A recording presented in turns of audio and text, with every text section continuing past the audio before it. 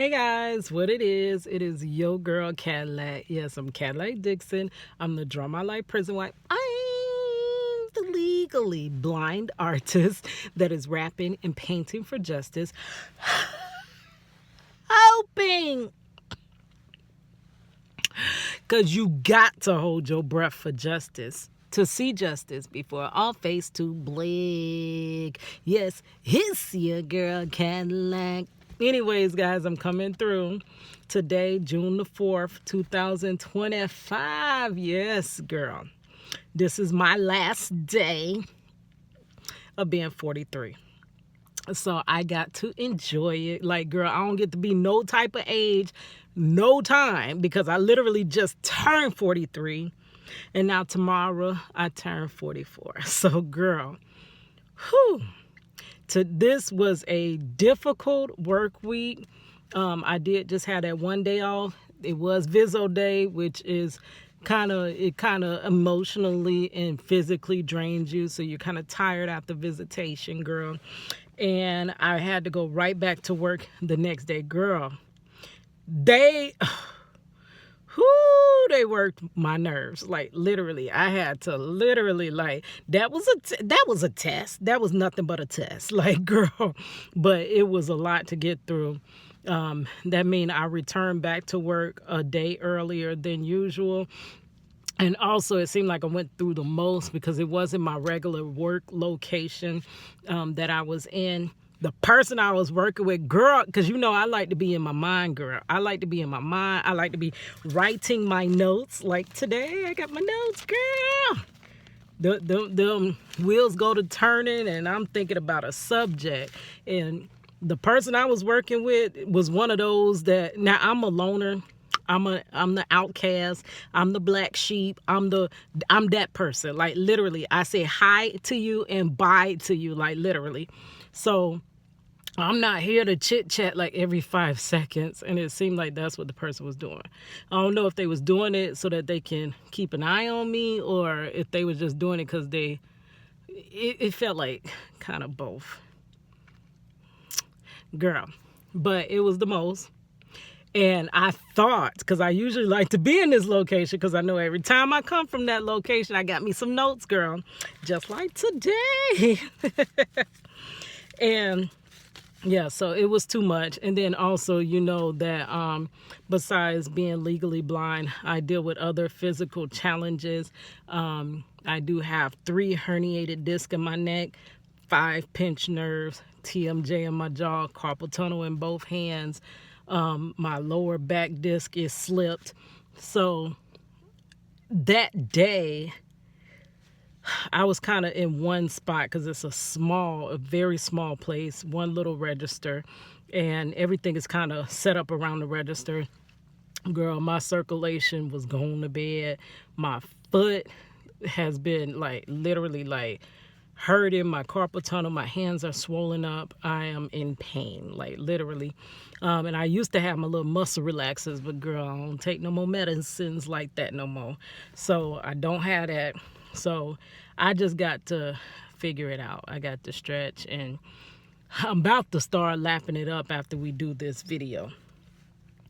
But I've been hurting ever since. So today, when they said you're going down there, I'm like, oh, is old girl here, because I don't want, girl, I don't like people talking to me every freaking second. I am antisocial, like literally. Y'all don't know, but unless you do know, maybe you do know me. I'm antisocial. I'm the black sheep. I'm the loner. Like, leave me alone. Leave the loner alone. Like, for real. So when they said I was going down there, but I found out it was somebody else over there. This girl ain't even came out there but like 1 or 2 times. So this is why I got my notes. Yes. So anyways, yesterday, or it could be the day before, all my days are fused together, I was watching a story by Carlos King. A video he was reviewing. That's actually yesterday. I think the day before is when I reviewed Massey. I'm sorry, I'm still saying his name wrong. Antoine Massey, my bad, I'm sorry. Antoine Massey's aunt had put out a video basically like saying, oh, them bubbles over there, I bet you that's a gator. That's why I don't walk over here, girl. I walk way over there. Oh, bubbles and rings. If I see a gator come up out this darn thing. But anyways, so I was watching the story where she was talking about her son that, I'm sorry, not her son, her nephew that escaped a Louisiana jail and basically is on the run, been on the run for some days now. It was a group of them, but now it's down to the last two. And people were kind of coming at her because there's like, look, you are condoning what he's doing and this and that and the most, right? And she's like, I'm not condoning what he's doing. What I'm saying is basically, this is my family. I'm trying to make sure he's safely returned to prison. Like, girl, prison itself ain't even safe, so I don't understand that. But you know, you understand what could happen because a person is, they like to call inmate an incarcerated citizen, is outside of those gates. Now, yesterday I watched where Carlos King was reviewing a video. She came back, his aunt came back. And I wish I knew her name so that I can actually refer to her instead of Anton's aunt, you know, but I will search and find her name if it's available. I'm not sure. But he was reviewing that video, and basically that video was excellent. She was saying some real stuff in that video, and like, people can't stop. Like, if people could stop their judgment for a minute, like, people have really bad problems with listening. It's just like narcissistic relationships. You know how they don't listen to hear you. They're being quiet, but they're not really listening. They're just being quiet until you stop talking so that they can run their mouth, so that they can say what they need to say. They're not hearing you. They're not listening. And I believe that's what a lot of the judgment and the bad comments are coming from, people not listening to what she's truly saying. And then there is a difference between just listening and hearing somebody.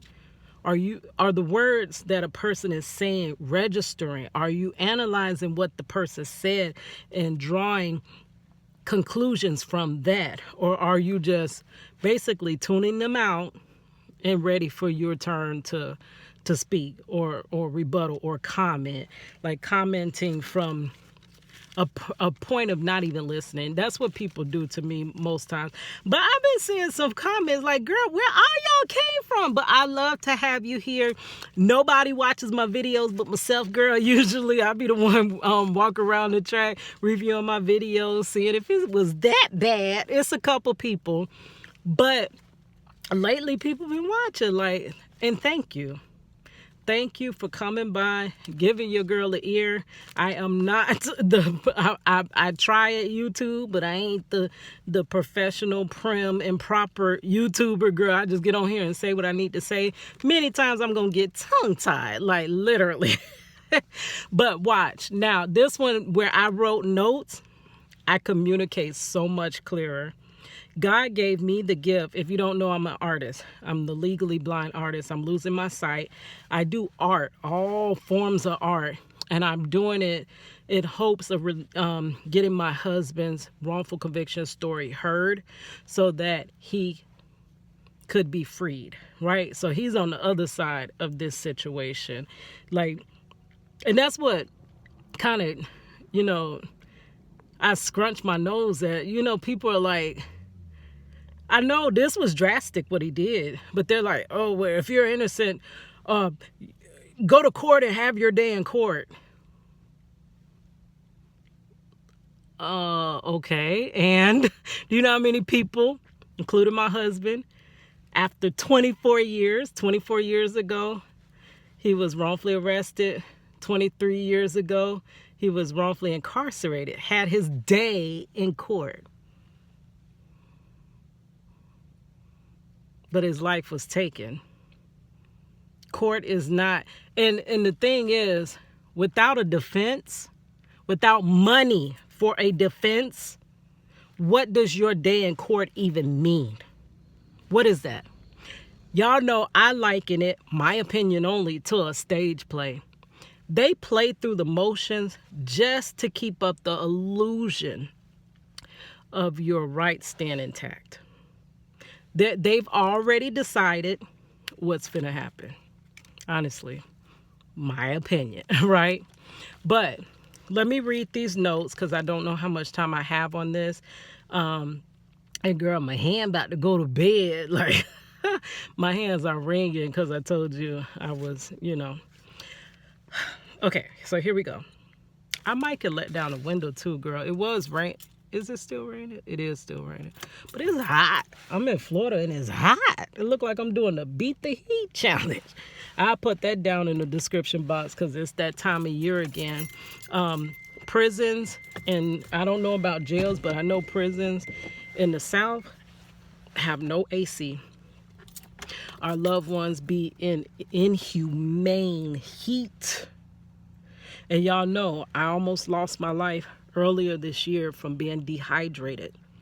Dehydration can come from extreme heat. Now, I got my dehydration from extreme cold, which I didn't know that.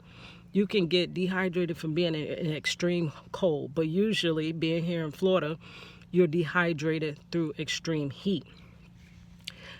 Not the proper water intake.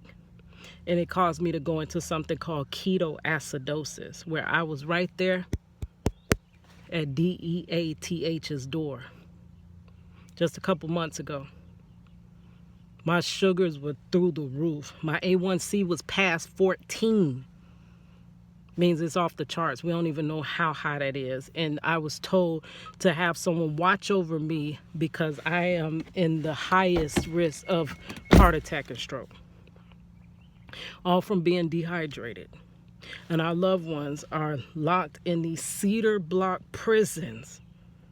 No circulating air. Do they have the proper water? Some places the water be contaminated and stuff. And they are getting sick behind this. And it's many more issues, but during the summer, it's inflated by the heat. So I have something where we did here, Beat the Heat challenge. I'll put it in the description box. Just challenging lawmakers to do 3 minutes in a simulated DOC cell. What they are putting our loved ones in for life. Many times for life. My husband for the last 23 years. For decades. Suffering like this. So, yeah. Anyways, let's get into... And that's what this being in the... Every time I get hot, it always makes me think, but my husband is times hotter. So, baby, you ain't that hot. You ain't that hot. You could do it. But, yeah. Dehydration is a lie. That it can take your life. Okay, so here we are. Yesterday, I was watching content creator Carlos King. He had a video he was covering about escapee Antoine Massey's aunt, responding back to commenters about the situation with her nephew and her emotional response. In the video, she touches on the things that happened in Antoine's past that led him to the system. For there are many things that this society affects, alters, and in turn diverts one's path away from the ideal path and thwarts that individual on a downward trajectory. I can't even say that word. Downward trajectory that can lead to the penitentiary.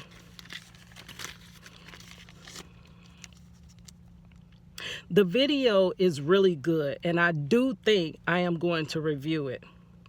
We are, for the most part, products of our environment, whether good or bad. So to reverse engineer incarceration, and for that matter, mass incarceration, those that lead, make laws, and affect our everyday lives are actually very pivotal in whether one goes down the right path or is diverted or defaulted down the path that leads to the system. And I personally believe this is all by design. And it is also my opinion that society, well, those that oversee it, only manipulate things in certain groups or communities. And once that group, that the variables in their lives have been manipulated and they are diverted to that default path, diverted to that default path, those whose variables have not been toyed and tampered with tend to end up following that ideal path. They don't see that they were privileged. I do have a video that talks about those that choose to ignore their privilege. It was something like that, tend to show up in this world as holier than thous. Like, many of us are privileged. I have my own set of privileges, and I am going to acknowledge them because it's by the grace of God that I have them. And if it were not for the grace of God, I could be in your shoes. This is where I would break out into rap. Yeah, girl, let's break out into rap. It could have been me. You know, I could have been dead and gone. But Lord, you allowed me to breathe another day. Lord, you allowed me to carry on. It could have been me, who with no food to eat, and no shoes upon my feet. And if it wasn't for your grace, then, Lord, it would have been me. If it wasn't for the grace of God, it could have been, and it would have been me, right? Hey, what if it were you? Hey, you were up the road and gone. For some you didn't do, and it be decades for you get back home. Hey, what if it were you that was taken from your kids? Now they life you're missing. Your lucky stars, you better thank them that you ain't in this wicked system. Cause Lord knows that it could have been, yeah, it could have been you. It's your girl Cadillac. Girl, recognize your privileges. But anyways, they don't see that they were privileged to be left to their own, I didn't know what word to put there, but I'm going to just say devices. But basically, some communities are left alone. They're not, those things are not manipulated. Resources aren't taken from them. They're not conditioned a certain way. They don't have that prison, school to prison pipeline. They're getting resources in school. They're getting this, they're getting that. And that's what I'm meaning. So they're left to their own devices, and I have a video how those that don't recognize their privilege tend to show up in society as holier than thous. Then they proceed to set themselves high and look down low on those that fought as hard as they could, but could not maintain that ideal path. Then the ones whose societal variables have been tampered with and shaped to be a certain way, they are expected to own, carry, and take full accountability for where they end up, especially if it's the penitentiary. Let's ignore all that's been done to set you behind and below and beneath. And let's just judge you on the fact that you were unable to rise above all that was manipulated and reverse engineered against you. That part. They can affect and have They can affect and have affected many, but they can't affect every. This explains how some go through the same tampering and still end up on the ideal path. That one is not the norm, still needs to recognize that they made it out, overcame, etc. But that is actually a blessing and not a pass to join the others. That variables haven't been tampered with. And sit up high and look down low on those that end up on the default path. They all say, well, if the system is that corrupt, just don't commit crimes. I hate that. And I hate when they say that stupid saying, don't do the crime if you can't do the time. It's so much deeper than that. But they say, well, if the system is that corrupt, just don't commit crimes and don't go to jail. As if it could be that simple for everyone.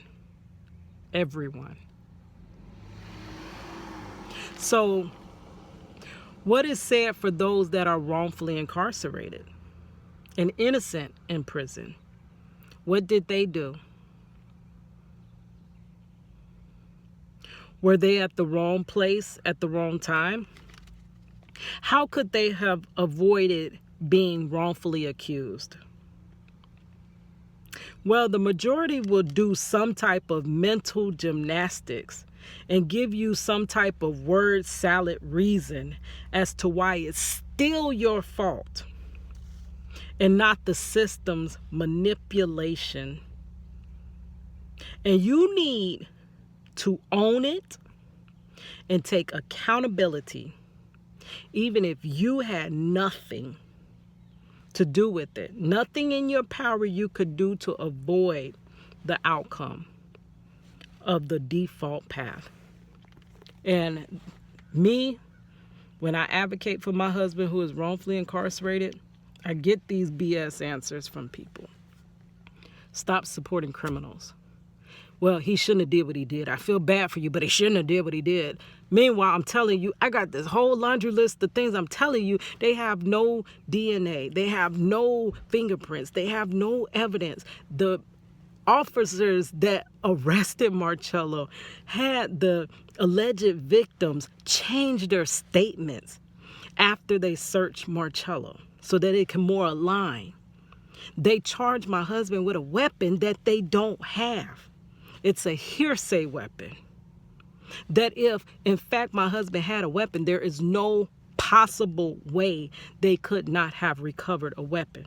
So they just said it's a weapon. They attached a weapon, which escalated his time from 10 years to 40.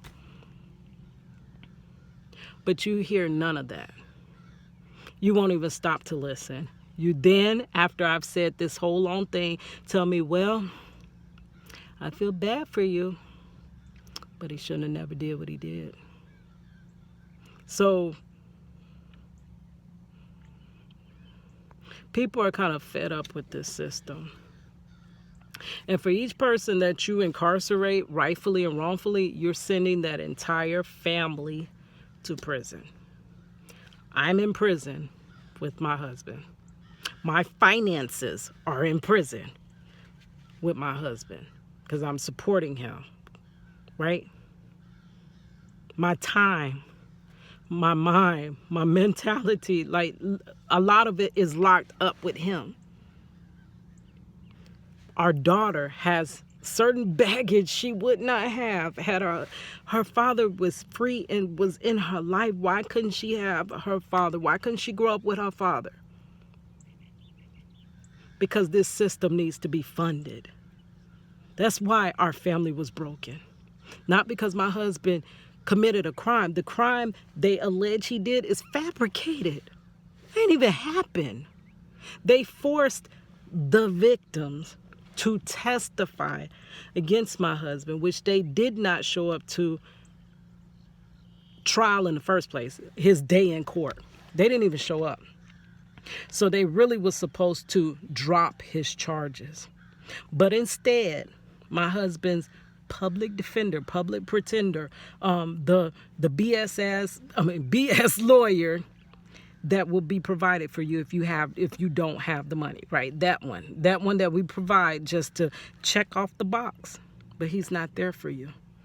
I'm like, dude, are you on offense or defense? Like, literally, is it two states attorney? Like, literally, are you defending him or are you helping to incarcerate him?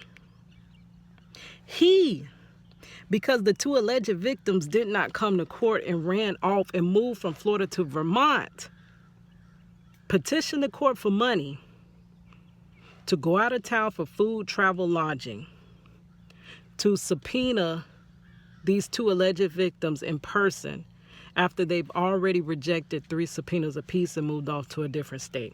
Court was done. They didn't show up. They were supposed to let Marcello go. But his public defender said, but wait, Judge, before you let my client go, let me go try to get them here. He subpoenas them, which is AKA forces them to come back to Florida. And then they come back, and during trial they have 2 different stories on everything. Nothing that they say aligns. 3 different officers gave 3 different statements. None of it aligns. They got caught in lies. You got one of the arresting officer in a whole nother case where he was accused of excessive outing of somebody. And when him and that group of officers were asked why the over outing of this person, if you already powed him and he was on the ground, it was said that they all had different testimonies. So you telling me he did the right thing by Marcello, but this other guy that they just overly outed him when he was already down on the ground, he didn't. No, people tend to be, it's your character. If you have a bad character in one case, chances are you have a bad character in the next case. And Marcello's case was first. So Marcello's case was one of those cases that put that battery in his back. Because at that time, he was not an officer that long. It put that battery in his back that, look, I can do whatever I want. And who gonna check me, boo? Because y'all gonna back me whether you find that I'm lying or not. Whether the evidence is there or not, you're gonna back me. This is why people are tired. People are tired of our lives being ripped to shreds. And then everyone supports it because it's packaged up and labeled as keeping you safe. All right, guys, my hand gone to bed, and I don't want to get myself too upset. My birthday tomorrow, girl. So, anyways, I'm going to put her video. I'm going to put that Beat the Heat challenge. Please check that one out. And also, when you when you refuse to acknowledge that you have privilege, how you show up in this world. Judgmental. You shouldn't have never did this. You shouldn't. Who can do everything that they should do through life? Who has done that? I'm sure you haven't. All right. Hiss your girl Cadillac.